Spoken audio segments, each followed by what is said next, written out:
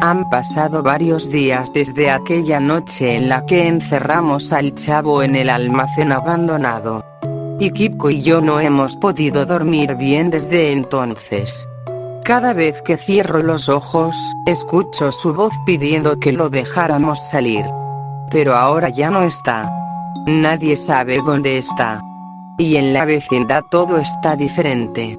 Todos lo están buscando.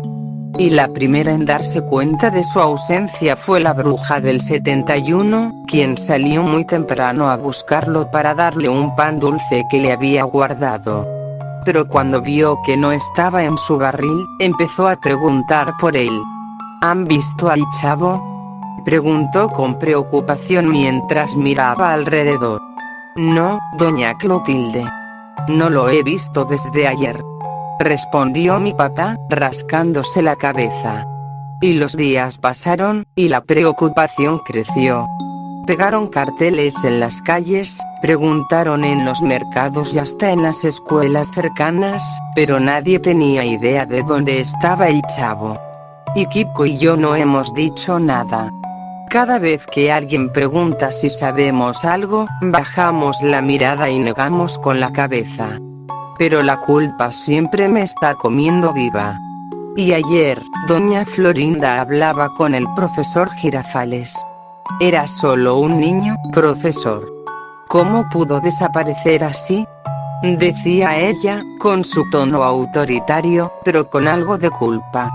Y Kiko me miró de reojo, y yo supe que estaba pensando lo mismo que yo. Esto es nuestra culpa. Pero si decimos algo, todos se enterarán de lo que hicimos, y seguro nos castigarán. ¿Crees que deberíamos decirles la verdad?, me preguntó Kiko en voz baja mientras estábamos sentados en las escaleras. No. ¿Estás loco? Si les decimos, nos van a regañar, o puede que algo peor, respondí, con algo de miedo. Y Kiko suspiró, pero no insistió. Aunque en sus ojos podía ver que estaba igual de asustado que yo. Y hoy, llegaron unos señores con uniforme y empezaron a pegar carteles por toda la vecindad. Y en ellos, había un dibujo del chavo, con su gorro y su traje viejo, y una palabra grande que decía: desaparecido. Cualquier información, por favor, comuníquense con este número, dijo uno de los señores mientras clavaba el cartel en la pared. Y cuando vi el dibujo del chavo, sentí un nudo en el estómago. Y recordé su cara esa noche, cuando nos rogaba que lo dejáramos salir. Y por la noche, mientras mi papá dormía, no pude evitar ir al barril del chavo. Y me senté frente a él y comencé a llorar en silencio. Lo siento, chavito. No era nuestra intención, susurré, esperando que, de alguna manera, él pudiera escucharme. Pero el barril estaba vacío, como siempre. Y esta mañana, alguien dejó una carta en la vecindad. Estaba pegada en la puerta del departamento de mi papá. ¿Qué es esto?, preguntó mi papá, arrancándola de la puerta. Y todos los vecinos se reunieron para leerla. Era un mensaje escrito con letras recortadas de revistas. Dejen de buscar. El niño está conmigo, decía ese mensaje. Y doña Clotilde se desmayó al escuchar esas palabras, y doña Florinda tuvo que sostenerla. Esto no puede estar pasando, gritó mi papá, apretando los puños. Y yo no sabía qué hacer. Mi corazón latía tan fuerte que pensé que todos podían escucharlo. Y Kiko estaba pálido y apenas podía mirarme a los ojos. Y sé que esto es nuestra culpa. Si no hubiéramos hecho esa broma estúpida, el chavo todavía estaría aquí. Pero ahora no hay vuelta atrás. Y Kiko y yo hicimos un pacto de silencio. Nadie debe saber lo que pasó esa noche en el almacén. Pero cada día que pasa, me siento más cerca de romperlo. Y no sé cuánto más podré soportar. Y la búsqueda del chavo continuaba sin descanso. Todos los días, los vecinos se reunían para planear qué calles recorrer y qué lugares revisar. Incluso el profesor Girafales dejó de dar clases para ayudar. Y doña Florinda encabezaba los recorridos, mientras doña Clotilde seguía rezando por su regreso. Y mi papá parecía más cansado que nunca, y yo me sentía como si llevara un peso gigante en los hombros. Aunque igual, Kiko y yo evitábamos participar. Cada vez que alguien nos pedía que fuéramos con ellos, poníamos excusas.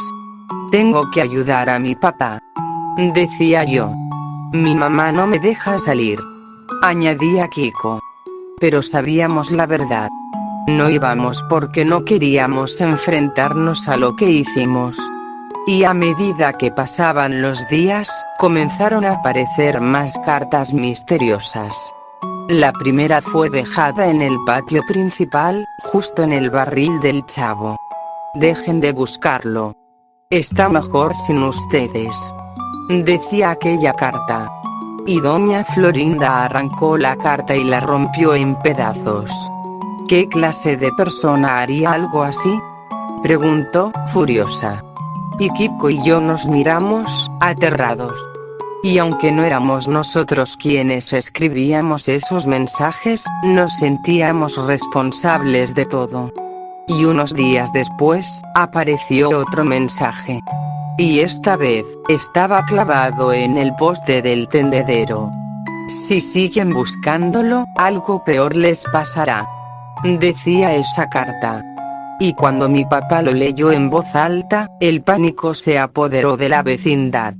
Esto ya no es un juego, gritó mi papá, tirando el papel al suelo.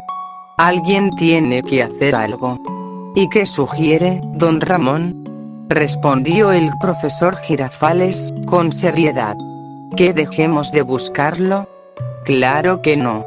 Pero necesitamos ayuda de verdad, respondió mi papá. Y esa noche, todos decidieron llamar a la policía para que investigaran los mensajes. Y mientras tanto, Kiko y yo nos encerramos en su casa para hablar. ¿Quién crees que está dejando esos mensajes?, preguntó Kiko, temblando. No lo sé, pero no creo que sea el chavo, le respondí con miedo. ¿Y si lo es? ¿Y si está enojado con nosotros?, exclamó Kiko, con tono de duda. Y yo no respondí. La idea de que el chavo pudiera estar detrás de todo me helaba la sangre, pero no tenía sentido. ¿Cómo podría él escribir esas cartas si estaba desaparecido? Y al día siguiente, los policías encontraron algo en el almacén donde lo dejamos. Era una de las gorras del chavo, tirada en el suelo. ¿Qué hacía aquí?, preguntó doña Clotilde, sosteniendo la gorra entre sus manos temblorosas. Debe haber pasado por aquí antes de que se lo llevaran, dijo uno de los agentes. Y Kiko y yo observábamos desde lejos, intentando no llamar la atención. Y ver la gorra del chavo me hizo sentir peor. Tenemos que decirles, Kiko, le susurré. No podemos seguir así. ¿Que no?, respondió, casi gritando. Si decimos algo, nos van a castigar. Pero nosotros, dije algo temblorosa. Dije que no, me interrumpió. Mejor cállate, chilindrina. Y aunque odiaba admitirlo, Kiko tenía razón. Si hablábamos, todos se enterarían de lo que hicimos, y entonces sería peor. Y esa noche, cuando todos estaban en sus casas, apareció otro mensaje. Esta vez, estaba en la puerta del departamento de doña Florinda. El siguiente será ese niño, al que llaman Kiko, y después, será una niña, llamada Chilindrina, decía ese mensaje. Y doña Florinda casi se desmaya al leerlo. Y Kiko y yo estábamos escondidos detrás de las escaleras, observando la escena. Esto no puede seguir así, gritó doña Florinda, apretando el mensaje entre sus manos. Quiero que encuentren a quien está haciendo esto. Y mi papá intentó calmarla, pero no sirvió de nada.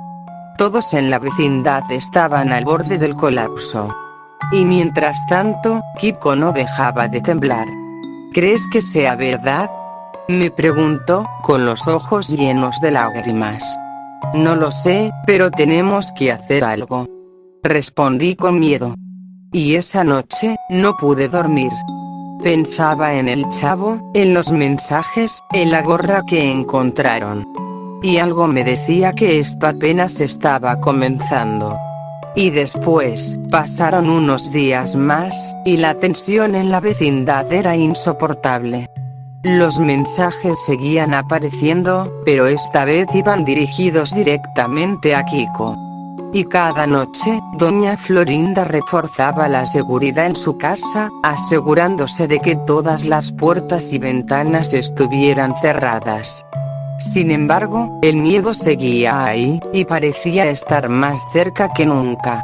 Y una noche, mientras todos dormían, un grito desgarrador se escuchó en la vecindad. Y doña Florinda corrió al cuarto de Kiko, pero solo encontró la ventana abierta y la cama vacía. No. Kiko, gritó desesperada, golpeando las paredes con furia.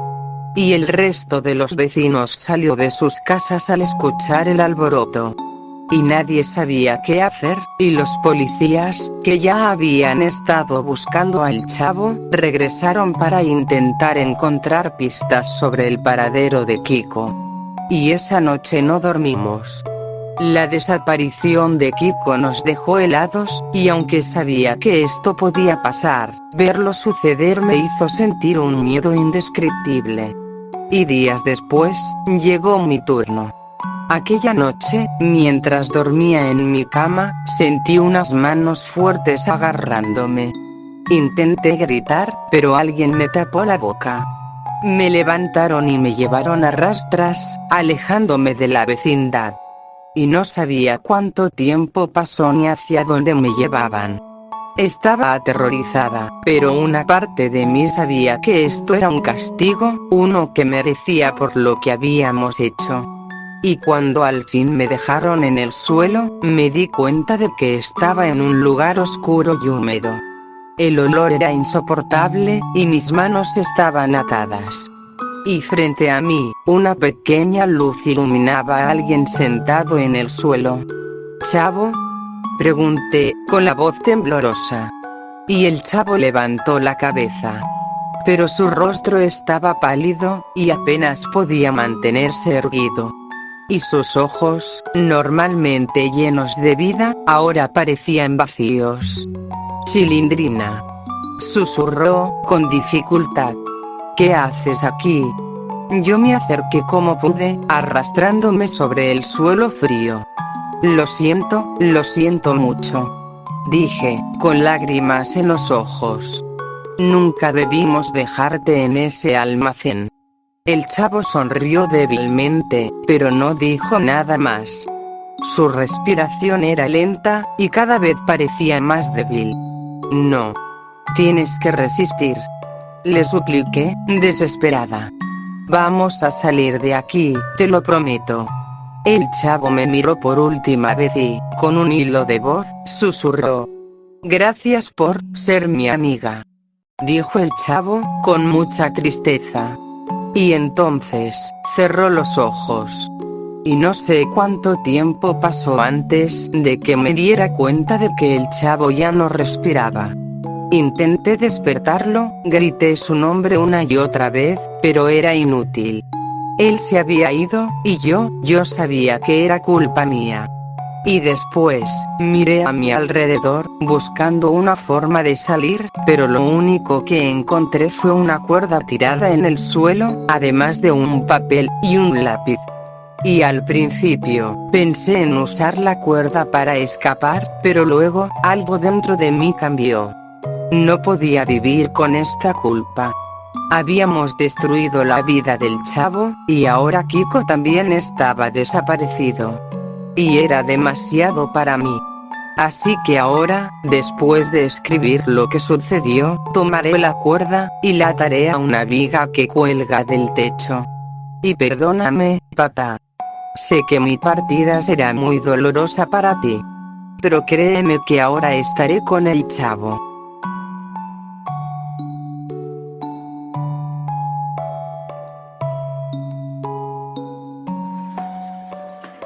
¡Toma! No te doy otra más porque presta para que te salga.